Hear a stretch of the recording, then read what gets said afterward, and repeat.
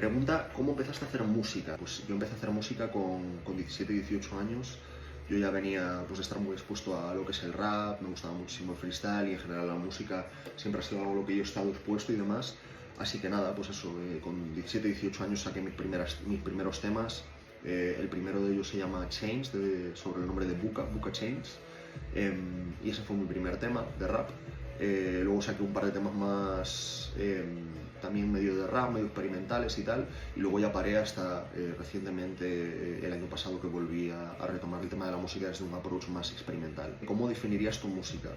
Pues yo me gusta definir mi música como algo que viene desde dentro, algo muy emocional. Me encanta despertar emociones en la gente, hablar de temas existenciales y en general a que a la gente le provoque una sensación, una emoción o que les haga pensar. Yo creo que eso es mi música, porque tampoco me cierro a ningún género en concreto. Creo que la música va más allá de géneros, creo que poner limitaciones es un error y ya digo, es un poco como yo veo la música. ¿En quién te inspiras a nivel musical? ¿Quiénes son los artistas que te hacen empezar a crear? ¿Y cómo descubres el hiperpop? Pues los artistas que a mí me han inspirado, yo creo que sin duda han sido dos en concreto, que son el Virtual y Frank Lauren. No hacen únicamente hiperpop, lo han hecho en el pasado en varias ocasiones, pero son artistas muy polivalentes, con muchísimo talento y diría que sobre todo el Virtual a mí me ha marcado mucho con la mixtape que sacó de Mente Virtual, o el álbum que sacó de Mente Virtual. La verdad que me encantó, es algo súper único, es una persona que exterioriza muy bien lo que siente. Y que da igual lo que diga o la letra, en plan es una persona que con un adlib o con yo qué sé, o con un chillido o lo que sea, en plan te puede llegar a rasgar el corazón y realmente sabe muy bien expresarse, tiene un don, tiene un talento que sin duda es que se me ponen los pelos de punta. Yo creo que el Virtual es la persona que más me ha marcado y quien más me ha inspirado en general. Si tuviese que decir trabajos de él y de Frank Lauren, diría que de Frank Lauren rescató La Soledad del Valiente, de 2017, muy buen álbum. Y del Virtual destaco Mente Virtual, el disco que no quería dedicarte. Esos dos seguramente son, digamos, los trabajos que más me han marcado de él. ¿Cómo descubres el hiperpop? Pues yo creo que también con el Virtual y esta gente, MDA también en su momento y demás, que se empezó a poner muy de moda. Y yo creo que con esa gente, digamos, esa wave de 2018, 2019 fue con la que yo empecé a escuchar más hiperpop. Preguntan si es complicado hacer música. Yo diría que no es tan complicado como la gente se piensa. Al final lo único que necesitas es un móvil hoy en día y ya puedes empezar a sacar cosas o demos escuchables, y es una cuestión de meterle tiempo y ganas. Ya digo, en todas las ciudades medianamente grandes suele haber productores. Muévete por la zona, preguntar a los chavales y seguro que encuentras a alguien que te pueda hacer un apaño, un estudio underground o lo que sea para grabarte, o invertir en tu propio equipamiento también es una opción. El hiperpop. ¿Crees que puede ser más o menos complicado empezar a hacer este género que otros? No, yo creo que al final tú tienes la referencia, si te gusta el hiperpop, de un poco cómo suena y digamos que los caminos por donde puedes ir, pero sí es verdad que te diría que no intentes copiar a los demás, que intentes que sea algo tuyo, busca tu sonido. No es algo fácil, es un proceso, pero creo que eso es lo interesante. ¿Cómo es tu proceso creativo? ¿Cómo nace una letra? Bueno, pues mi proceso creativo normalmente se basa en coger beats. Yo estoy en contacto con diversos productores y demás y me mandan beats. Entonces cuando veo un beat que me gusta, pues me pongo con ese beat, ¿no? O yo qué sé, por ejemplo, estoy tirado en el sofá o en la cama o me entra la inspiración y me pongo a mirar beats por Beatstars o beats que me han pasado productores y busco, digamos, encontrar una melodía que me guste, un flow o algo que me evoque en concreto de lo que yo quiero hablar en ese momento. Y ahí empiezan a hacer la letra. Yo, con el tema de las letras, funciono de la siguiente manera. Por ejemplo, para los 9 temas de la mixtape y algún otro demo que también salió en ese momento, seguí un proceso creativo en el cual yo me ponía el beat delante y echaba 4 o 5 horas, normalmente de noche.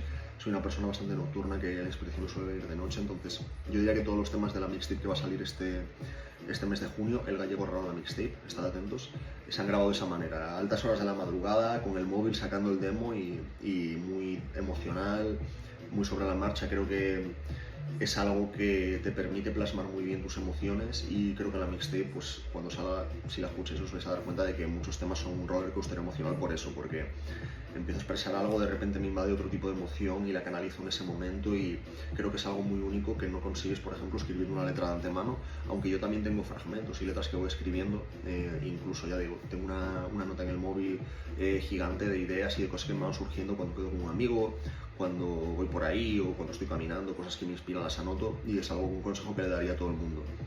Anotad todas las ideas que tengáis, porque la mejor idea que has tenido ya no te acuerdas de ella, y eso es algo que es 100% verdad. Anótalo todo, que nunca sabes cuándo puedes coger un concepto o una barra que has anotado hace un año y de repente sacarte un temazo, ¿sabes? En plan, y es algo que si no hubieses olvidado. Y una base, partes de cero, las haces tú solo o con alguien. Pues en mi caso, como volví a hacer música hace relativamente poco y quizás no tenía el apoyo que tengo ahora de productores y demás, o el conocimiento o la relación, cogí beats de plataformas de beats, donde tú puedes encontrar beats de muchísimos productores, como Beatstars y demás. Y para la mixtape, por ejemplo, así es como nació todo, beats de gente pues random de Beatstars que a mí me gustaron, y que uní todo, pues eso, una mixtape. Al final una mixtape es un conglomerado de temas que no tienen mucha relación entre sí, y demás. Más recientemente pues estoy involucrándome en la etapa de producción con productores de aquí de la zona, incluso a distancia, con algún productor gallego he trabajado también, y estoy aprendiendo producción de mix y mastering para poder también estar yo en esas etapas, y creo que es algo muy valioso como artista que tú sepas de lo que te está hablando un productor, que entiendas cómo funciona un poco una base, una melodía, que estudies el género que a ti te gusta, qué sonidos, ¿no? Qué tipo de kicks, qué tipo de snares, qué tipo de hi-hats lleva, qué tipo de pianos, de plugs, yo qué sé, todo en plan. A más entiendas, más vas a poder comprender por qué te gusta un sonido en concreto, un género en concreto, y eso lo vas a poder llevar luego, pues, tu música al siguiente nivel, o a hacer cosas con las que tú realmente entiendas y sepas exprimirles bien el jugo. ¿Dónde grabo y cómo es mi equipo? Pues depende. Recientemente, por ejemplo, he invertido en equipo para un home studio, y es algo que también a mí me preocupaba, porque cuando empecé a sacar todo el tema de la mixtape me daba cuenta cuando iba al estudio a grabar, que es lo que normalmente he hecho, ir a un estudio a grabar, pero llegaba al estudio y de repente notaba como que no podía mantener la misma emoción y demás que la que tenía en el demo, y es algo que seguramente le pasará a muchas personas. Entonces, para que eso no me pasase, lo que hice fue invertir en equipamiento, en un micrófono, en una tarjeta de sonido, para poder yo grabar mis takes de vocales directamente desde mi casa, y luego eso poder enviárselo a otros productores, pero ya la performance, digamos, las vocales que yo he grabado mantienen esa emoción del principio, ¿no? Pero digamos que también la mixtape, por ejemplo, se grabó toda en un estudio. Cuando yo ya tenía el demo, me fui a un estudio a grabarlo, al estudio de Baza, allí en Oviedo. Y digamos que esas son las dos alternativas que tienes: o bien vas a un estudio de grabación donde alguien te presta su equipo para grabarlo. Es algo muy bueno porque puedes tener el punto de vista del productor y son otras dos orejas para luego sacar las tomas. Yo, por ejemplo, me rayo mucho con las tomas y tiendo mucho a overthinkear las cosas y soy muy control freak, pero realmente hay un punto de valor añadido cuando vas a grabar a un estudio, porque al final estás con otra persona y en la etapa del mix tú también estás involucrado en ese momento. Entonces, digamos que las dos cosas tienen su cosa buena y su cosa mala. En casa estás tú solo, por ejemplo, para hablar de ciertos temas muy profundos, yo lo necesito, ¿sabes? En plan, tener un equipo en mi casa, porque hay cosas que igual no van a salir de la misma manera en un estudio, pero luego en un estudio otro tipo de tema pues sale mucho mejor porque tienes el input del productor y demás. Entonces, bueno, choose your poison al final. Para que os hagáis una idea, yo en casa tengo un Shure SM7B, que es un micrófono mítico para habitaciones poco tratadas y demás.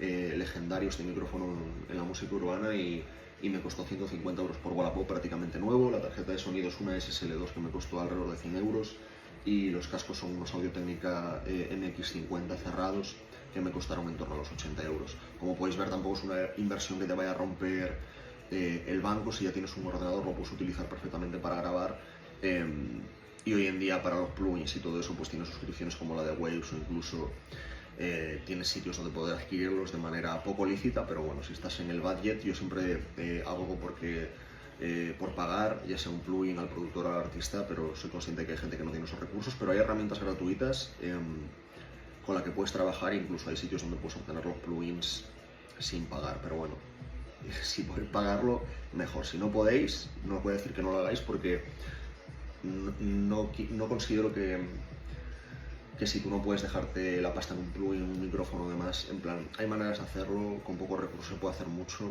¿me entendéis? En el hiperpop nadie pone su verdadero nombre, en tu caso porque Galician Prodigy. Bueno, yo creo que esto más que con el hiperpop tiene que ver con la decisión artística de cada uno. Yo me llamaba Buka anteriormente, era como mi seudónimo, pero decidí hacer un rebranding y yo he jugado a LoL durante mucho tiempo y soy un poco friki, así que nada.